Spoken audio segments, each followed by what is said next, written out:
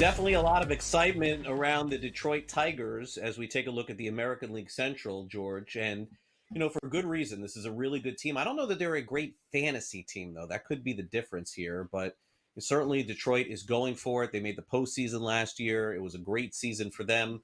The big name they added in the offseason was Gleyber Torres, your old buddy from the New York Yankees. But the question will become, what do the Tigers do without Parker Meadows? Looks like he's going to miss some extended time there as their leadoff guy. Great defensive player, too. Has an injury right now that he's not going to be playing, it looks like, for the rest of spring training. Riley Green is back once again. Kerry Carpenter, so good against right-handed pitching. Two young players with Matt Vierling, Colt Keith, Jace Young. I mean, that could be the rookie of the year potentially in the American League. Jake Rogers and then Trey Sweeney. Nice young offensive team, George. I guess the question is, fantasy-wise, do a lot of these guys take next steps here? And are you willing to invest in some of these younger players they have? I mean, literally 4 or 5 of these guys below the age of 26. I think when you look at this team, I like Riley Green. Like Riley Green a lot. Player I want. Gives you a little mix of everything here. So no problem with Riley Green. Gleyber Torres, second base is not the deepest position on the planet. So, yeah, maybe he's lower end there. After that, no. I mean, listen, I say it over and over again. You start 5 outfielders. We need a ton of outfielders. So you're going to give Parker Meadows a shot. Or Matt Vierling a shot here. Don't have a problem with that. But everybody else is one of those guys, Craig, in my mind, one of the first guys I'll move on from when the hot waiver wire guy's on there. That'd be the guy. Okay, he's going to go. Such and such is going to go. Jace Young's going to go because I need such and such is playing great here, and I want to take a shot. He's finally figured it out, and he wasn't drafted. That kind of guy. A lot of guys to me are dartboard throws. Mud against the wall, see if any of it sticks. Which, hey, depending on how big your bench is, I don't have an issue with it. I take shots all the time. See if I get lucky with this guy. But I'm not afraid to move on from him in mid-April, late April, early May if it's not working out because I want to put someone else in there instead.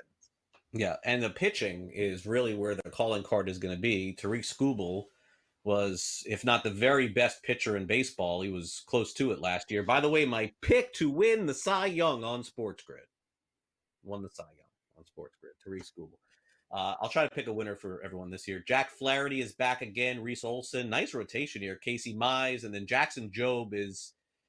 He's that, what he is, George? He's that hot, young starting pitcher, saw a quick cup of coffee with the Tigers last year that everyone thinks is slotted as the 5, but is really the 3rd best pitcher on the team, at least.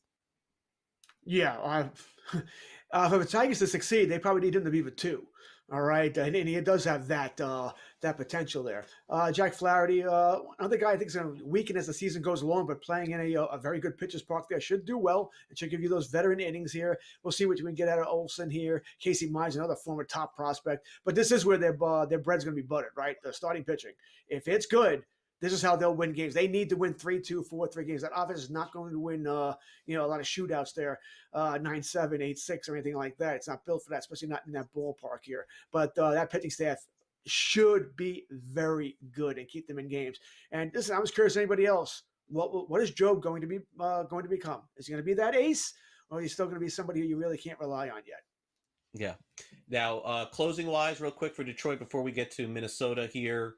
Jason Foley is the Tigers' closer, somebody who really came into his own. And, there's a little danger zone here, George, somebody who really had the first shot in his life to close games, going back to another season. I don't know how you generally feel about those kind of players. That's where Foley's at. He's that 3, the 3rd tier for me, right? If he's a 1, I'm in a lot of trouble.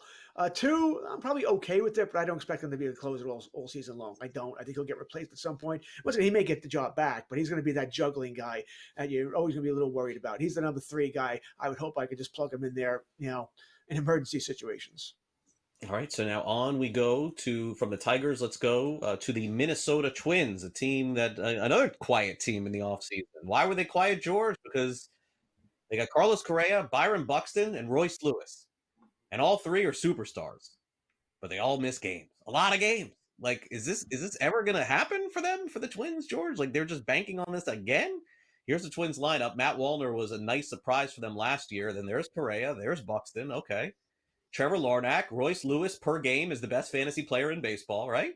Like every game he plays, he homers pretty much, but he only plays 80 games. Willie Castro, nice player. Jeffers, they got Ty France. I was actually surprised they named Ty France starting first baseman already. and then Brooks Lee will round out the lineup there. But I got to tell you, George, I'm going to take Royce Lewis this year, man. Like, because if it ever happens, we're playing the same Buxton game, by the way, that we played for 10 years. But if it ever happens, I would be in on this.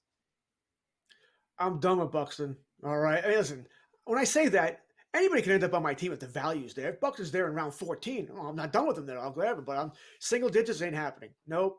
We know he's going to get hurt. All right. It's just the way some guys are here. Correa, shortstop is deep. All right, middle infielder, fine. I'll have no issues. But that's my starting shortstop. I doubt it. I won't need to do that. Royce Lewis, I'm right there with you. He's the one guy, fine. I haven't given up on yet. This guy could 130 games. Give me 130, and you'll be a superstar. Right? He'll hit 30 plus. I mean, he's a pure hitter. But I'll be very wary. And when I say I would grab him, it won't be in the top 3, top 4 ranks. He's going to have to fall a little bit for me here. But I do still have faith that Royce Lewis can be that guy. Yeah, I still am in on Lewis because I'm willing to take that shot, but I feel like it's Byron Buxton Avenue all over again. All right, starting pitching, Pablo Lopez.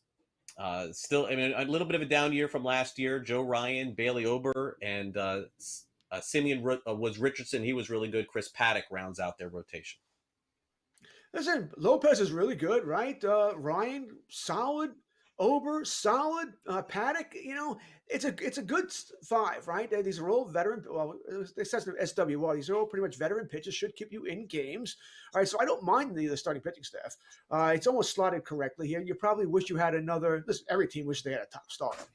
All right, that you wish you had, 2 aces there like Pittsburgh does. But hey, you'll take these guys. I don't think you're all that worried about it. Would I like to see an addition? Sure. I think going through ownership issues there in Minnesota, right? So maybe that's part of the reason a couple of teams are going through ownership issues. All right, San Diego will be another one there, and Cleveland's former owner passed away this year, and I think now his brother runs the team there. So it's happening over and over again. Twins, I mean, Detroit, Kansas City, Cleveland, we haven't discussed the last 2 yet. It's going to be a battle for this division. I don't think any of these teams are great. I don't, but I think they'll all battle for first place here. I think whichever team stays healthy could be that team that's going to be the leader in the clubhouse here. Whoever makes the big addition, or whether it be at the trade deadline or during the season, could be that team. So the Twins, I was certainly disappointed, Craig, that they didn't add. Right, I think they should have went out and made the dish, but they were quiet. A lot of teams, I'm sure the union's going bananas about this, but a lot of teams were quiet this offseason for whatever reason here, and the Twins were one of them. You look at that lineup, man. I mean, forget the guys who get hurt, Correa, Lewis, and Buxton, but boy, who else is going to hit there? I mean, you need these youngsters to hit. I just don't know. I just don't see it. Not this season. Based on the average draft position, the 3 players, Correa, Buxton, Royce Lewis, who is the one most likely that you would take this year? I don't know what Lewis's ADP is. It's hard. I gotcha. I got a funny feeling it would probably end up being Buxton because I think he'll go later, and you need outfielders. Right, so I think I just wouldn't rely on him. If you're relying on him, you're nuts. But I would have my eyes wide open going in. Then, okay, all right, I'm going to take Buck to see what happens here and make sure that I grab another outfielder during the draft or extra outfielders to cover for it when he does get hurt because I know it's happening. Yeah. All right. So the one strength that the Twins do have is the bullpen, right? Duran, they got a lot of young pitchers in the back end of the bullpen. I think I would take a shot there. No problem with that. Good solid number 2 for me. With some upside, by the way, but a good solid number 2. Yep, agreed. All right, this is a team that's expected maybe to win the division this year. That is the Kansas City Royals. We'll hit on them next. Don't go away.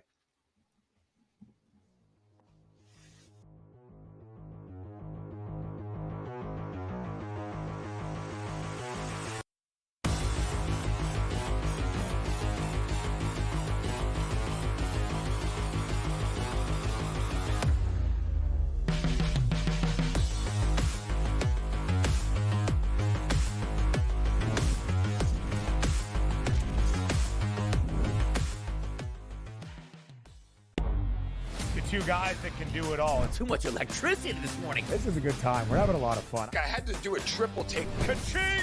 Why? Because of parity. I didn't mean to offend. Yeah, it's not going to happen. Load management is a dirty word. Let him rip. You know what? circumstances provide the results. What? How do you do this one? Oh, Donnie, you got such a good show there. A network that is booming. The Early Line, only on SportsGrid. The Knicks versus the top 3 teams in the league. Oklahoma City, Boston, Cleveland, 0-7. And you take out the 110-104 loss to Cleveland at home in October, and they lost by double digits every game. The Knicks will make the playoffs. Number 1, do they fix their defensive problems? And 2, are they actually healthy? Betting above the rim, only on SportsGrid. You have Duke the 1, Houston the 2. They're the 2 best defensive teams in the country. I want to see them play for the right to go to the Final Four because I think that would be a kick-ass game. Duke is really great on both ends of the floor. They can score and they can defend, and that's why they win by big numbers all the time, because they're really good on both ends of the floor. I don't trust Houston's offense. Pharrell coast to coast, only on SportsGrid. The Eagles got it done. If you back them, you're celebrating. Football season may be over, but the action never stops. Are you ready for some baseball? At SportsGrid, we're always in the game.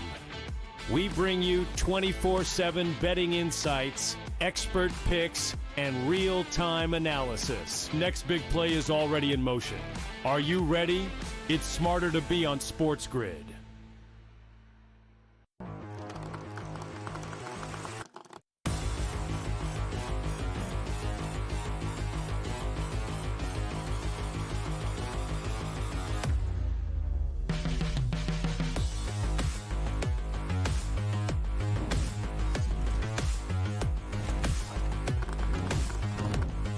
Lot to like about the Kansas City Royals, the team that really feels like they could be on the verge of something special. Welcome back to Fantasy Sports Today. And boy, the average draft position for a lot of Royals is shooting up. A lot of players very popular on draft day. Of course, the most popular would be Bobby Witt Jr., who's expected to maybe even win the MVP this year. That's how good he is. He is arguably the best, one of the very best players in baseball. Is Ohtani? Is it Witt? Is it Judge? I mean, he is right there on fantasy baseball draft day to be the number 1 overall pick or 2.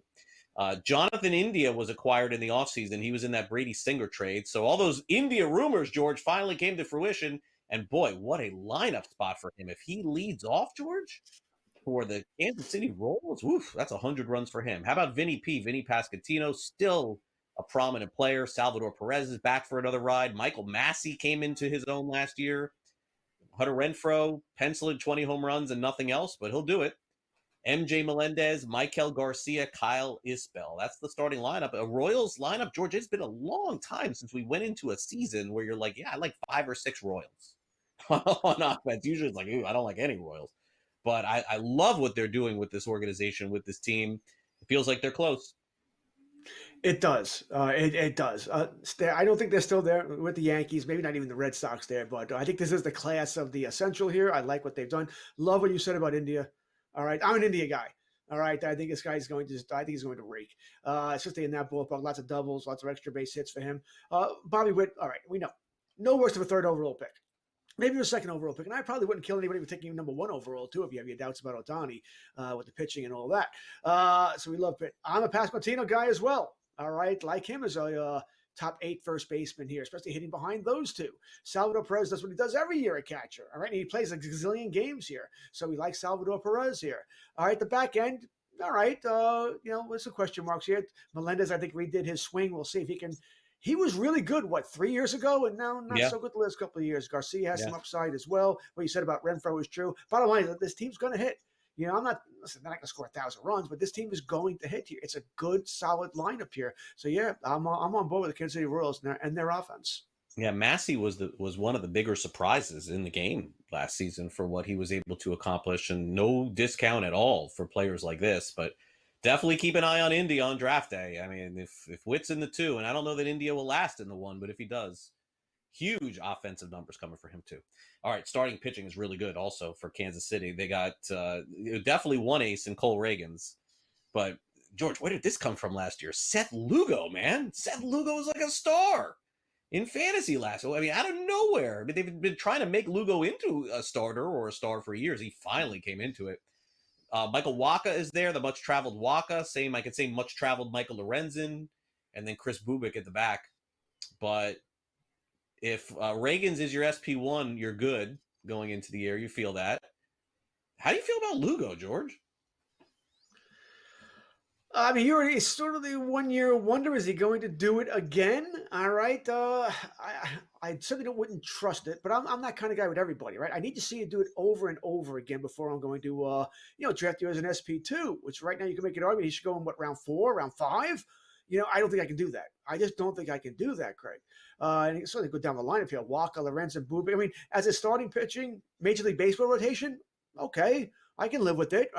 Reagan's, I think, isn't bona fide number 1. But I get a little nervous after that. I do. To me, these guys are closer to veteran starters than the guys I want to get. Back-end fillers. Listen, generally we start 9 pitchers, right? So you're going to take 5, 6 starters to start. Lugo's going to go earlier than where I like him. That's just the bottom line here. He's going to go earlier. Someone's going to believe more than I will. Maybe the same thing with Waka. I worry about all of these guys outside of Reagan's. He's the guy I absolutely would want here, but I worry about him. I don't feel all fine and dandy and tingly about these guys. Yeah, well, I mean, I'm very much interested on at least 3 of these guys on draft day. And if Lorenzen is any good, look out for Kansas City. Back end of the bullpen, George, for the Royals. I don't know how you necessarily feel about their bullpen. They paid Carlos Estevez a lot of money. So I'm assuming that he's going to be their closer this year. But they made that trade last year for Lucas Erceg, who was incredible for Oakland. But, George, they didn't need him. They had Mason Miller, right? So it's like, all right, we'll just trade Erceg. They got a nice haul back for him in that trade, but Erceg, to me, he saved 11 games last year. So I think if I get Estevez, I want to make sure at the end I get Erceg too, because outside of the money, is it possible Erceg's even better than Estevez? I think Erceg is better than Estevez. The problem is, it doesn't matter what I think. It only matters what Kansas City thinks, and I think Estevez is going to close. This is a situation where if you played in a daily lineup league, you want both.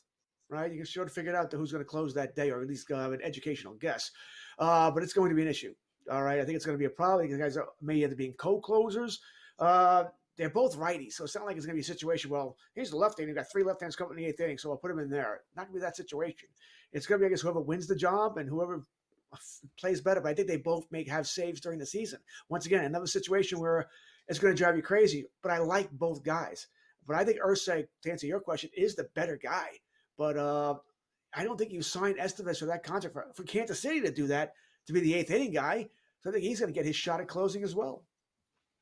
Could be maybe a split situation, but Estevez does have the track record and the experience of closing. And so Kansas City, and really when you think about it, this division does have less heralded closers. But given the fact that none of these offenses really jump off the page, and even the next offense we're going to talk about doesn't really jump off the page either, you may get some value in getting both of those guys. And Erceg, by the way, I believe struck out over 70 last year. Erceg, George, do you remember him as the 3rd baseman with Milwaukee? Do you remember him as that prospect? We used to talk about him as a probably converted hitter to pitcher.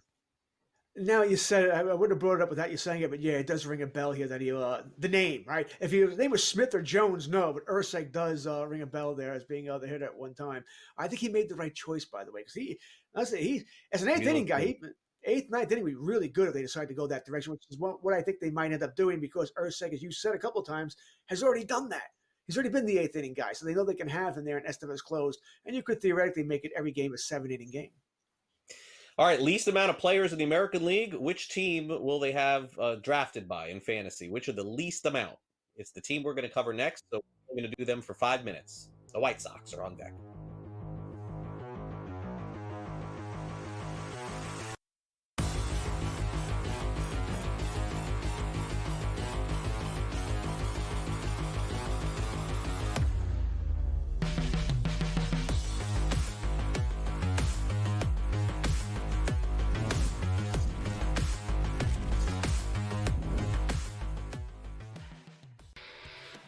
Brady Tkachuk saying that if his brother did miss that overtime period against Canada like we saw him do, it must be serious out there. And of course, Brady Tkachuk, not a doctor, but you've got to wonder, the status of Matthew Tkachuk and what we're going to find out. Game time for all of these teams and all these players that were, teammates. Now they're facing off against each other. Now they're back to being teammates, whoever it might be. Like, it's time to get things rolling back in the right direction.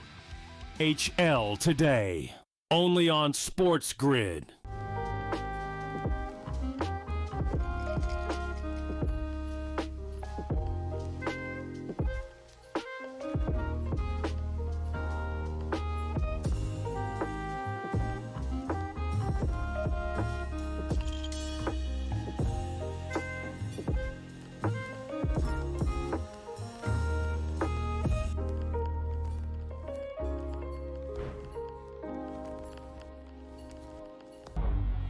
Two guys that can do it all. Too much electricity this morning. This is a good time. We're having a lot of fun. I had to do a triple take. Ka-ching! Why? Because of parity. I didn't mean to offend. Yeah, it's not going to happen. Load management is a dirty word. Let him rip. You know what? Circumstances provide the results. What? How do you do this once? Oh, Donnie, you got such a good show there. A network that is booming. The Early Line, only on SportsGrid. You have Duke the 1, Houston the 2.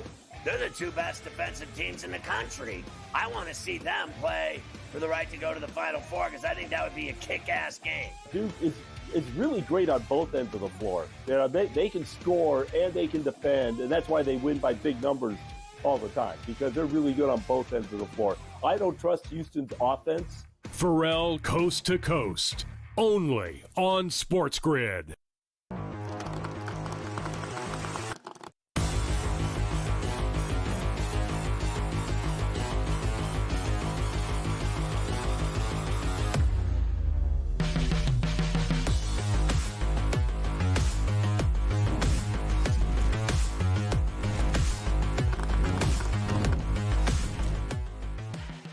How do we put a cherry on top of the Chicago White Sox ice cream sundae? I don't know. Not going to taste very good this year. Again, maybe they'll win more games than last year. Hard to lose more. How many White Sox players will be drafted in 12-team leagues, George? No pitchers, except for speculating on the closer. Maybe I'm looking at it here, maybe 3 from this lineup. All right, let's take a look. So Mike Tauchman's going to lead off, at least until he's traded. Luis Robert, okay, there's 1. Andrew Benintendi was the projected starting outfielder, but unfortunately he's going to miss some time. So Michael A. Taylor will probably take that spot. I don't see him batting 3rd. Maybe Andrew Vaughn moves up, Josh Rojas. Lenyon Sosa. Miguel Vargas, the highly touted once-upon-a-time prospect with the Dodgers. Colson Montgomery maybe would be the guy for me. That may be the guy later in the draft that I would take my shot on. And then Corey Lee behind the plate. Wow. Like this is rough, George. Once again this year, hoping for an Andrew Vaughn revelation. I think 12-team leagues, I got Robert getting drafted. And then, maybe Vaughn, maybe Colson Montgomery at the end. Not a lot here. Not a lot to like. But there's always going to be silver linings. Someone that we don't know on this list on that list of 9 is going to end up having an impactful fantasy season. It's a fact. We just don't know who. Boy, I wouldn't. I don't think Montgomery's going to get drafted in too many leagues either. By the way, drafted. I think he may end up being a pickup. Maybe he is that guy that you're talking about, Rojas. I mean, this is bad. This is bad. And Louis Roberts shouldn't end up being on this team either, right? Sooner or later, he's going to get traded, especially if he gets off to a hot start. He'll be moved here. Vaughn will be the other guy. He'll be, corner infielder. He has some pop there. They play in a bandbox, so he'll go to somebody. But man, this is a bad team. And I say that, by the way, but you're doing the right thing. I keep saying this over and over again for years now. You either need to suck or competing for a trophy. Well, the White Sox suck, and that's what you want to do because you want those low picks. Only way you're going to get better. You can't be the middling team winning, 78, 79 games and pick 14. Doesn't help you any. You need to get those top picks and build that way. Yeah, you got to eat it for a couple of years. Sure. We were joking during the break. I mean, they've had good players as far as starting pitching. You just traded Crochet. You had Reynaldo Lopez. Carlos Rodon, Chris Sale. You've had good pitchers over the years. They're just on other teams now. Listen, you got to give this team time to cook. Be bad another couple of years. You do play in the right division. If those prospects do pay off, you can get better quickly. Starting pitching, you don't want to touch any of these. I believe Jonathan Cannon may start opening day, by the way, for the White Sox. I believe that's like the hot rumor here, but Martin Perez will front the rotation, throw the most innings. Woof. Davis, Martin, Sean Burke, Bryce Wilson. Ex-Devils goaltender. This is ugly. Do we need to even spend any time here? None of these players are getting drafted. So I guess let's speculate on saves. They signed Clevenger again? He's going to work in the bullpen, they said, too. Could he be the closer? Could he be the closer of the White Sox? That would make some sense. It would make some sense. How about Karinchak? They signed him too. Could he be the closer of the White Sox? He's the guy I thought would be the closer. And neither of them are guaranteed deals, by the way. This is ugly. I mean, Justin Anderson? Yeah, maybe him. If I set the over-under for the leader of the White Sox to have, I'm going to set it at 12.5 saves. What would you say? The leader for the White Sox. I'm still going under. They're only going to win, let's say, 60 games. So how many of those are saves? 30? 30? Right, but whoever that is not on the team anyway in August. Because whoever does the best is getting traded. He's gone. I mean, Clevenger he's gone. saves, Right? He'll get traded. Clevenger saves 10 games, he's on another team. Agreed. Anybody who saves 10 games on another team for this team. Anybody's doing any well, there's nobody here they can't trade. They should be trading everybody. Right? No, this is an awful team. I mean, they're going to lose a lot of games, Craig. This is not going to be any fun. Listen, I don't blame them because you want to suck. You want to be bad. You got to eat it. Why not Colson Montgomery? Why not take a shot on him? I don't. Why don't you like him? He's like. I don't mind. You want to take him late and as your bench and one of the guys you get rid of when the hot guy. I don't have an issue with that. I don't have an issue with taking anybody in that situation. Yeah, I think he's the one that I would take a shot on. But yeah, look, the White Sox, barely sniffing 50 wins. I mean, this is, if they win 60, it's a huge win for them this year. So, unfortunately, if you're a fan of the White Sox, probably going to be a long year. Maybe better for a lot of other teams to beat up on them, and that would include the Cleveland Guardians. Another good year for them last year. We'll dive into them next. You're watching Fantasy Sports Today here on SportsGrid. Also, don't forget, Sunday morning, 8 a.m. to 10 a.m. Eastern, you got Joe Pisapia and Matt Stryker with more fantasy baseball discussion. Grapefruit League action coming your way. If you want to find out more about it, scan and download the SportsGrid app. It's available on iOS and Android. We'll be right back.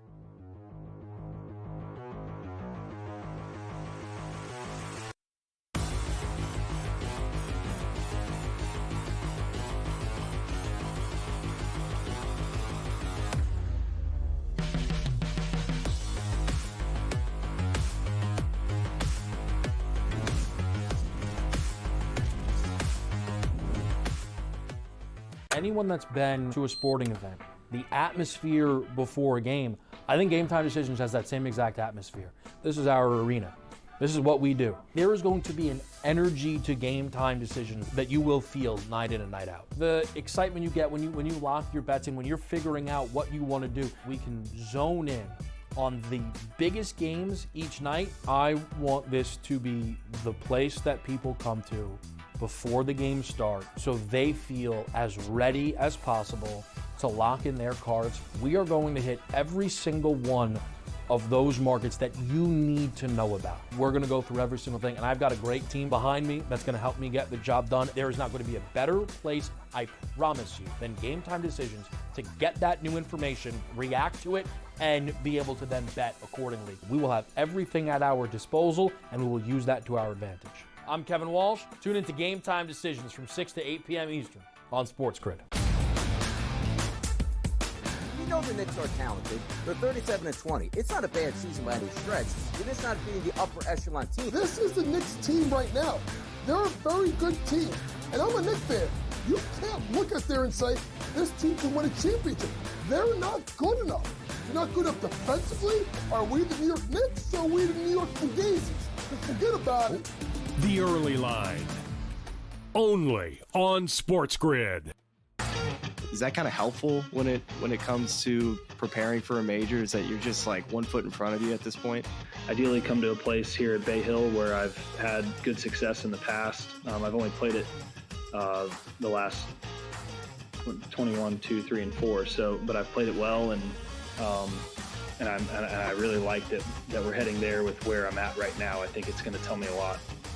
The Smiley Show, only on SportsGrid.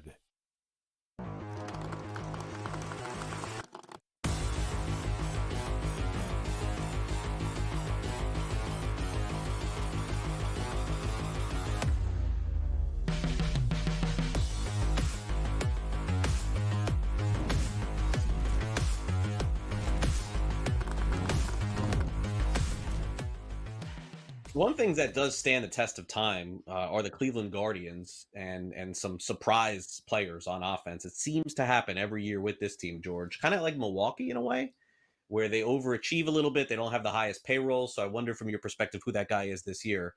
Maybe it's Kyle Manzardo, who Cleveland got in a big trade a couple of years ago. He's going to bat second for this team ahead of Jose Ramirez this year. So maybe that is their guy. Stephen Kwan, you kind of know exactly what you're getting from him. Batting average. Hey, look who's back. Carlos Santana in the cleanup spot. Lane Thomas against lefties. Boy, when Lane Thomas gets hot, and Sam knows this, he's like, he could hit 7 home runs in a week. Will Brinson, same. Another player, when he gets hot, look out. Juan Brito bats second. Bo Naylor is back. Josh Naylor is gone. And then Brian Rocchio is the player that Cleveland figured they could start over Andres Jimenez, who they traded. So they must like this kid Rocchio a lot. If they like him, then I like him, George. Cleveland's a very smart organization. Yeah, this lineup's not very good either. All right, I mean, that back end's not going to get it done. And I like Lane Thomas as well, by the way. He's a guy I don't mind getting late in my draft. He's on a. I think honestly, he's a guy. I think if he can just stay consistent, he'll hit you 25 bombs there. Carlos Santana, another guy. I don't mind him as my quarter infielder, professional hitter. That's what Carlos Santana is, a professional hitter.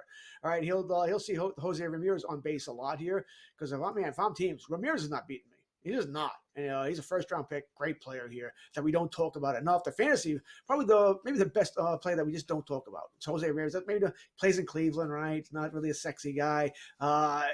Whatever. But I love Jose Ramirez. Certainly at third base, which is not a deep position in fantasy. So Ramirez is always a nice get in the first round. Manzardo, fine. Kwan, who really got out to a great start last year and then really tailed off here. Once again, long season in baseball. Boy, I'm not saying it's another team like so many of those teams you talk about in the National League Central. A couple of good bats, and then gets really thin, really quick. Where you need a couple of players to step up, or you're going to struggle to hit all season long. It feels like they're in it though, and it feels like there's somebody on that list in their starting 9 that's going to surprise us. I don't know. Is it Brito? Is it Brennan? I don't know. Every year, Cleveland has somebody that surprise. I mean, they're willing to trade Andres Jimenez. They're willing to trade Josh Naylor, George. Like that's money. They're not even making a lot of money. Those guys, like it feels like they must have something. Money. They have something up their sleeve. Same could be said with the starting pitching. Remember last fantasy season? Oh, you gotta have Gavin Williams. Remember that was the big name. Yeah, he's still back in their rotation, but Bibby is clearly the main guy there. Ben Lively out of nowhere, George. He won 13 games with Cleveland last year. That was a huge surprise. Luis Ortiz, Tristan McKenzie, they round out the starting 5 for Cleveland. And I think listen, maybe I'm being too hard on Gavin Williams. It was just 1 year, but he was just talked about so much during draft season last year. He was coming back from injury too, so maybe he needs another offseason, and he'll be that pitcher they wanted to be this year. I mean, Bibby, Williams, Ortiz, Lively, Cantillo, Junis, McKenzie, Logan Allen, Chicago. I mean, they've got a lot of mud. All right, they got a lot of mud. They're going to try and stick on the wall here and get through. They have enough to get through a season. I just don't know what kind of innings they're going to get from these guys. I think the bullpen's fantastic, by the way, and it's one of the best in baseball here. But it's going to be taxed because I don't know if you're going to get more than 5, plus innings out of a lot of these guys. Well, I mean, whatever happened to McKenzie? Remember when he was going to be the guy a couple of years ago? I mean, that didn't happen. Logan Allen, they seem to lose faith in as last season went along. So this is why I'm worried. I wonder if the bottom falls out for Cleveland this year. I'm starting to lean towards that. Cleveland and Minnesota, by the way. If the division is sort of being turned over to the Royals and the Tigers, it's going to becoming cyclical, and Cleveland and Minnesota are going to. They're not. Don't get me wrong. They're not going to be terrible teams. I think they'll be 80 win teams, 80 plus win teams. But I don't know if they're going to win the division this year or going to be there where we think, they might win it this year. I think they're going to be sort of also rants where teams are going to be trading away at the deadline here. Probably not both, but one of them. I just don't like what I see here. There's a lot of things that need to go right for the Cleveland Guardians. I mean, where's that ace?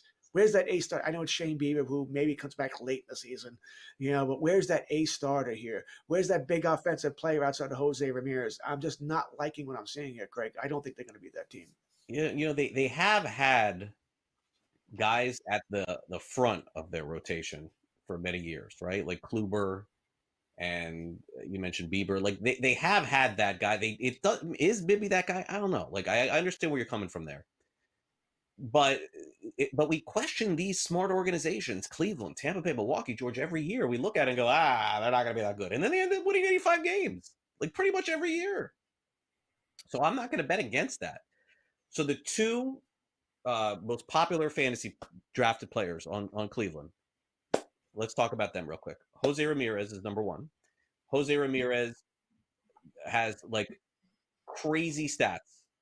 Is this right? Did he steal 41 bases last year? 39 home runs? 40? My gosh. If there's a more, I mean, they say don't call Jose Ramirez underrated because everybody knows. I don't buy that. Like he's the best player in baseball that no one talks about. I think that's fair to say. Agreed. So he's a first round pick, George. He's not sexy, but I would not let him go past the 5th pick. There's no way. I think the only 3 players I'll take over Ramirez definitely are Ohtani, Judge, Witt. So I can make an argument for the 4th pick here that you could take him. Once again, he's fantastic. Maybe you want to go Juan Soto because you want an outfielder. But Ramirez, and by the way, I had no idea he stole 41 bases either. I would have thought maybe half that. But let you know how great that's great for fantasy, right? Because he gives you everything. He's probably not going to hit 40 home runs, but he's going to give you some power. He's going to hit for average here. He's going to steal your bases too. I mean, we don't talk about him enough and how good he is. So, yes, I am on board with Jose Ramirez. I would take him over Mookie Betts, would take him above Kyle Tucker. Yordan Alvarez definitely would take him over any pitcher, by the way. And I'm not downgrading pitchers. I'm just taking Jose Ramirez. Like I said, I have in my rankings, I have him at 4th. The only I said just Witt, Judge, Ohtani. Ramirez is 4th for me. Okay. Okay, so now let's get to the big question for Cleveland this year. Emmanuel Clase had one of the best closer seasons ever in the history of fantasy baseball, George. This reminded me of Eckersley's season of like 20 years ago. 0.61 ERA. Unstoppable on the mound. Easily worth a first round, let me say it again, first round pick graded out in fantasy baseball last year. Then got to the postseason. I don't know what happened here, man. I'm going to assume that was just a blip. And then Clase, George, is the number one. He's being drafted again as the number one closer in fantasy baseball. He's being drafted higher than any closer in fantasy in a really long time. Is there anything to look back in that postseason last year and say, I don't know. I felt like they used him so much, man. They kept bringing him in the second inning and stuff like that. I think that's probably what happened there. I think he was used too much. He was throwing hard. Maybe the ball flattened out, makes it a little easier for, I think it was Giancarlo Stanton who hit him. I think Judge hit him a home run as well here. So listen, I have no issues here. I think the only question here is, when do you feel comfortable drafting a closer? Me, generally I'm going to wait because I'm going to let someone else make that first. He'll be the first closer taken. I'll let someone else, all right, someone's got Clase, then I'll worry about it. So someone's going to take him probably round 4, round 5, and I'm not doing that. Yeah, no, it's. I mean, is he a 4th round pick, George? In 12 team league? I can't do it. I can't. I think his ADP suggests that. It does. But I can't do it. It depends how you feel about closers. I can't. 4th round pick. That's a top 50 player. Better than a top 50 player. Might be a top 40 player. I can't do that, Craig. I got to load up starting pitching, offense, stuff like that. I can't do it. And I love Clase, but I can't do it. All right. Let's take a quick timeout. We've hit the American League Central. We've hit the National League Central. Now we're going to put it all together and play a little game of buy or sell. As we discuss Tariq Skubal, Nolan Arenado, Ellie De La Cruz, and then the White Sox. Boy, Sam gave us a cookie here for the last one here for the White Sox. Come on, Sam. You can do better than that. We'll take a quick timeout here on Fantasy Sports Today, so stay with us as we get ready to wrap it up. Don't forget, Joe P and Matt Stryker coming up Sunday morning, 8 a.m. to 10 a.m. Eastern. FST continues here as we enter the month of March right after this.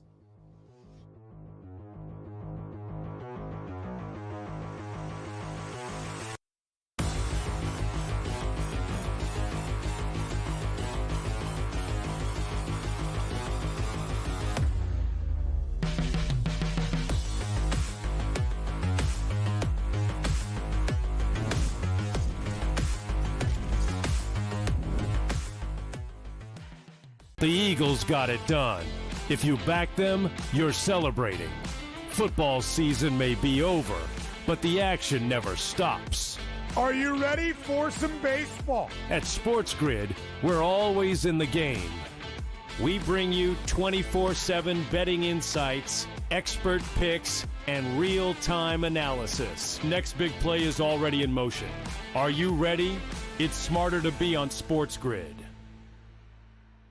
Anyone that's been to a sporting event, the atmosphere before a game, I think Game Time Decisions has that same exact atmosphere. This is our arena. This is what we do. There is going to be an energy to Game Time Decisions that you will feel night in and night out. The excitement you get when you lock your bets in, when you're figuring out what you want to do, we can zone in on the biggest games each night. I want this to be the place that people come to before the games start so they feel as ready as possible to lock in their cards. We are going to hit every single one of those markets that you need to know about. We're gonna go through every single thing, and I've got a great team behind me that's gonna help me get the job done. There is not gonna be a better place, I promise you, than Game Time Decisions to get that new information, react to it, and be able to then bet accordingly. We will have everything at our disposal, and we will use that to our advantage. I'm Kevin Walsh. Tune into Game Time Decisions from 6 to 8 p.m. Eastern on SportsGrid.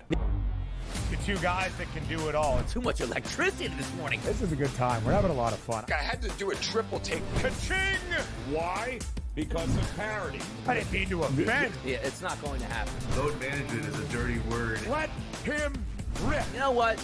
Circumstances provide the results. What? How do you do this once? Oh, Donnie, you got such a good show there. A network that is booming. The Early Line, only on SportsGrid.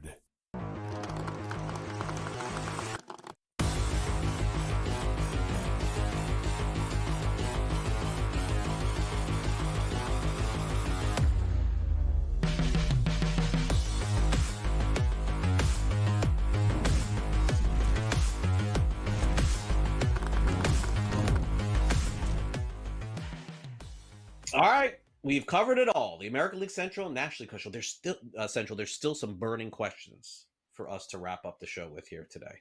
And so the way that we do it is Sam, our producer, comes up with questions he thinks that we'll debate back and forth, me and George, and then we answer them for you. And it's a little game that we call Buy or Sell.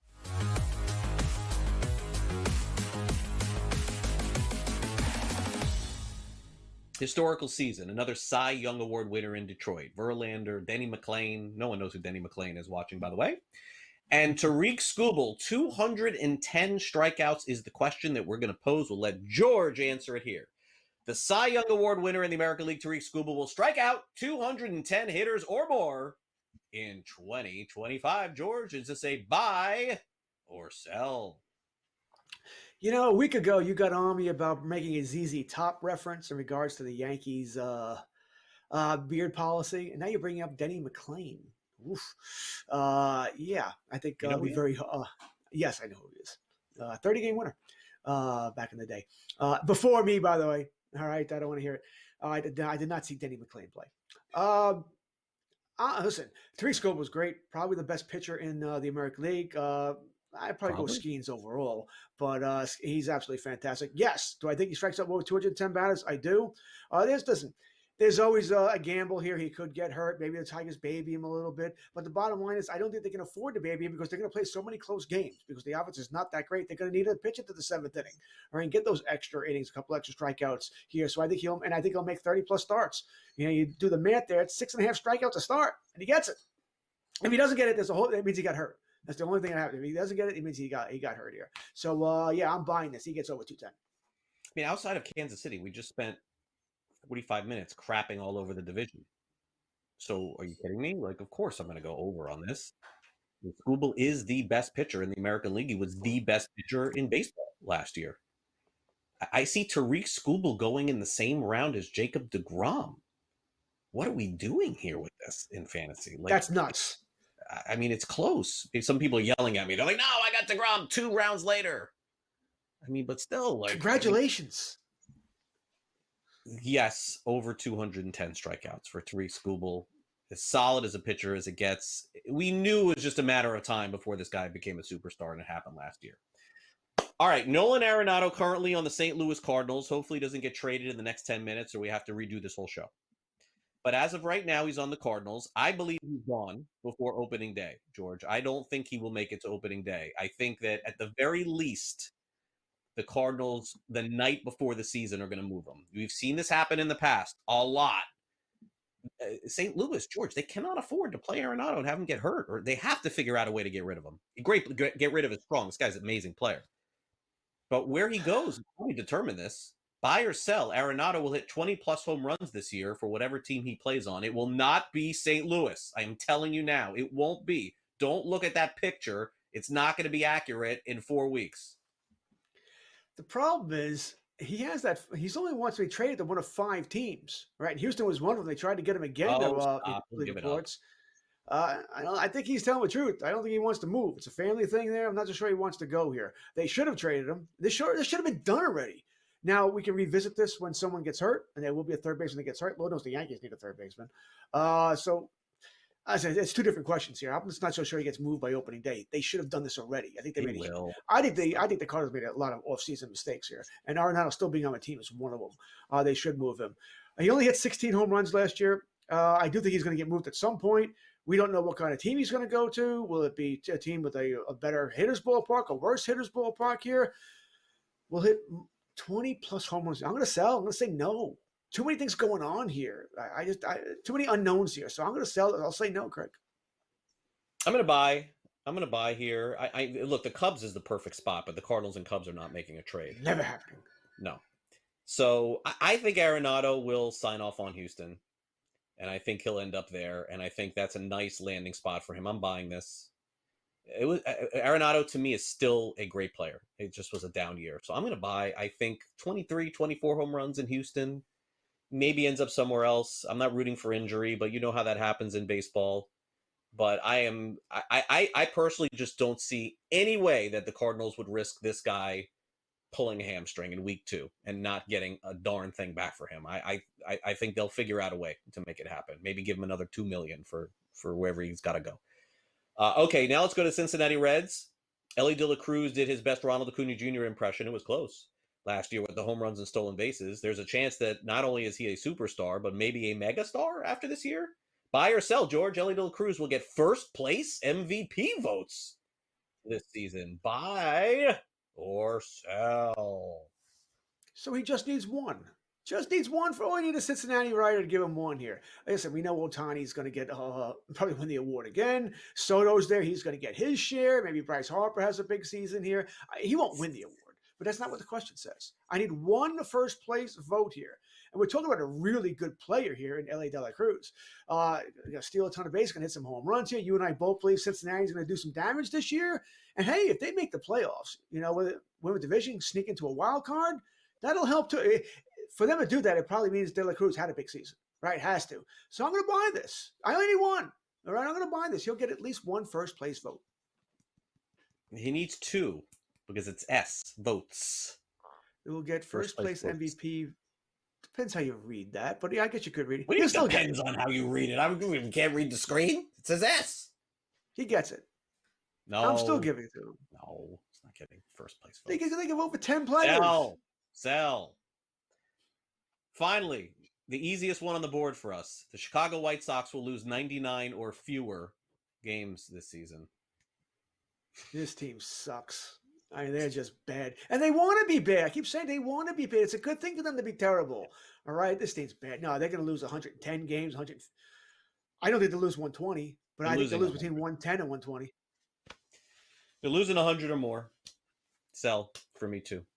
All right, coming up next, George is going to wrap us up here for me. He's got more on the chain gang in the NFL and also, of course, the SportsGrid 60. And we'll be back after this quick timeout here on Fantasy Sports Today. Thanks so much, by the way, for streaming our show each and every week. We appreciate it. Be right back.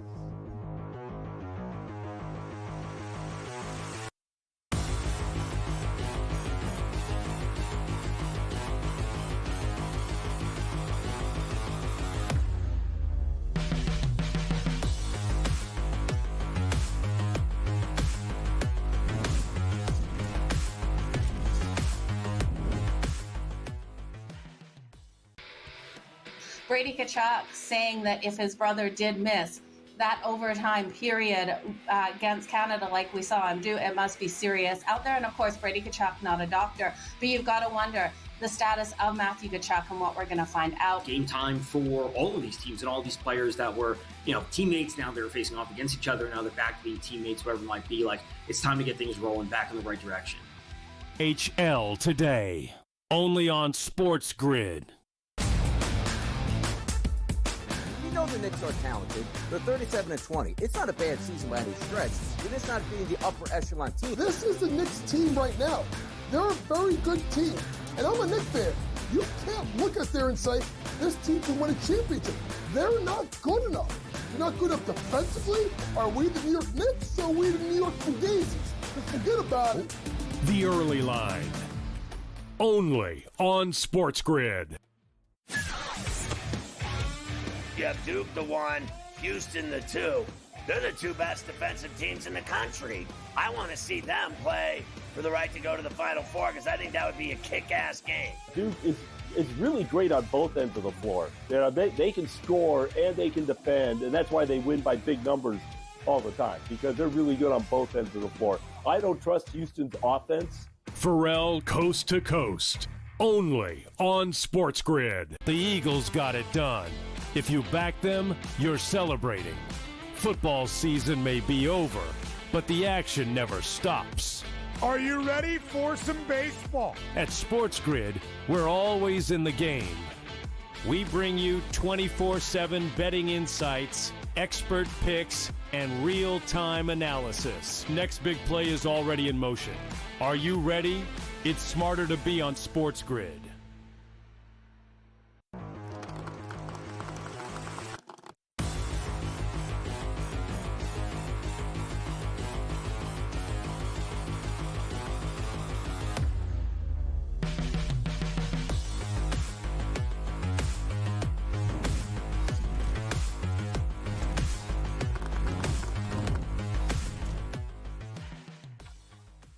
Welcome back. Fantasy Sports Today. I'm George Kurtz. He was Craig Mish. We got rid of Craig. He has no faith in Ellie De La Cruz with the Reds, so we booted him out of here.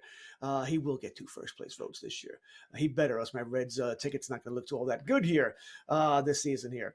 NFL earlier this week announced that, hey, we're going to replace the 60, 70-year-old men running up and down the sidelines with chains and actually go to a electronic measurement system this year. This is about time.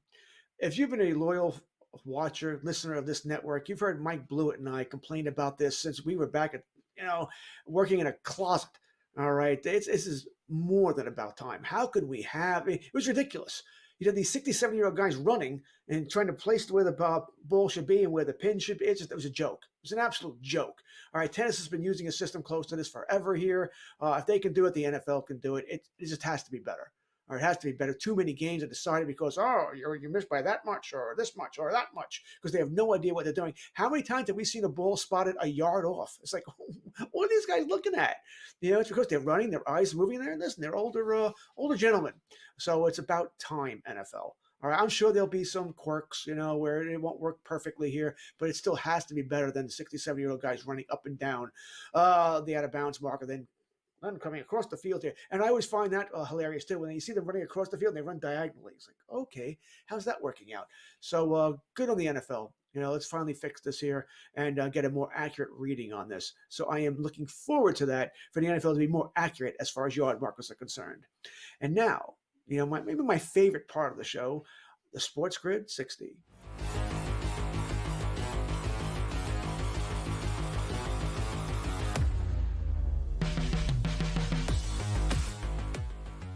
Look at this. I'm back. We found out yesterday that Matthew Stafford's going to stay with the Los Angeles Rams. They worked out a contract.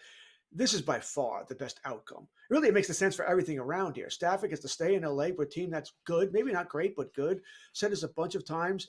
They took the Philadelphia Eagles. They tested them. Maybe a couple of play here, play there. They might have won that game in that snowstorm in Philadelphia in the divisional round here. So Stafford stays. He gets paid. Good team. Puka Nacua and him have such a rapport here. It makes perfect sense here. It also makes perfect sense that the Giants didn't sign him. Hey, forget the signing. What were you going to give up to get him? A 37-year-old quarterback behind that offensive line was never going to make it. Plus, what does Stafford do for you? If the Giants would have signed him, what does he do for you? The Raiders are in the same situation, by the way. They were interested in him. What would he have done for you? You're still not better than the Eagles or the Commanders, and probably not the Cowboys. Or if you went to the Raiders, you're not better than the Chiefs, Chargers. Who knows about the Broncos there? So it just made no sense. So I think it's really a benefit for these teams. They didn't give up prospects or draft picks or whatever it might have been to acquire these players. It made no sense here as far as that's concerned, in my mind anyway here. So now the big question will be, where does Aaron Rodgers end up? All right, because I'm sure Rodgers would have liked to go to the Rams and they moved on from Stafford. But if I'm McVay, did you really want to deal with that circus and everything Rodgers brings to you?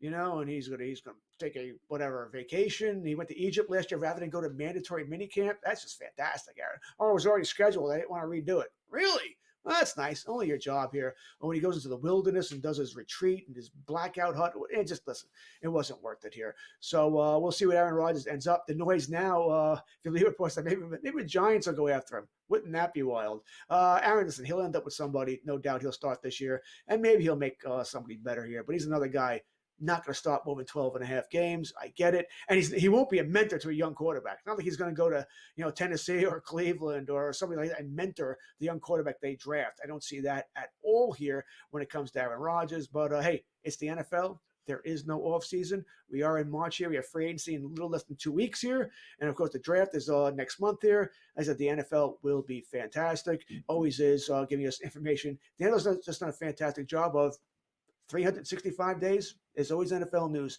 But the only time of year where NFL is dead is in June, right? July, actually. The mini camps have ended and training camp hasn't quite opened up yet. So, listen, after us today, we have Betting Above the Rim with Kevin Walsh, Joe Lisi, and James Young.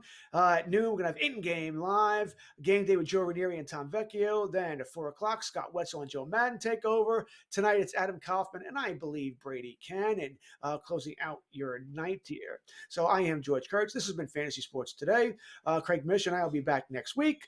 Tomorrow, same time, 8 to 10, you'll get Matt Stryker and Joe Pisapia on Fantasy Sports Today. We hope you have a great weekend here. And if you're drafting this weekend, hey, no worries. Looks like draft is fun. It's like Christmas morning here. You get to open up your presents here. Good luck. Have a good time here. And drafts will be picking up certainly more as the month goes on here. I can't wait to get my home league draft in about 10 days. Have a great weekend, everybody.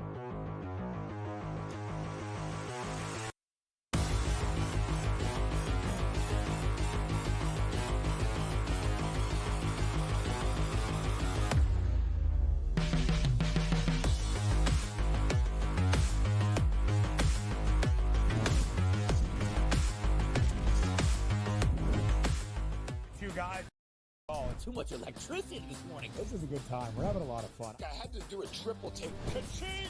Why? Because of parity. I didn't mean to offend. Yeah, it's not going to happen. Load management is a dirty word. Let him rip. You know what? Circumstances provide the results. What? How do you do this one? Oh, Donnie, you got such a good show there. A network that is booming. The Early Line, only on SportsGrid. The next versus the top 3 teams in the league. Oklahoma City, Boston, Cleveland, 0-7. And you take out the 110-104 loss to Cleveland at home in October, and they lost by double digits every game.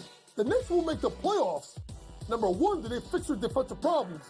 And 2, are they actually healthy? Betting Above the Rim, only on SportsGrid. Yeah, Duke the 1, Houston the 2. They're the 2 best defensive teams in the country. I want to see them play for the right to go to the Final Four because I think that would be a kick-ass game. Duke is really great on both ends of the floor. They can score and they can defend, and that's why they win by big numbers all the time, because they're really good on both ends of the floor. I don't trust Houston's offense. Pharrell Coast to Coast, only on SportsGrid. The Eagles got it done. If you back them, you're celebrating. Football season may be over, but the action never stops. Are you ready for some baseball? At SportsGrid, we're always in the game. We bring you 24/7 betting insights, expert picks, and real-time analysis. Next big play is already in motion. Are you ready? It's smarter to be on SportsGrid.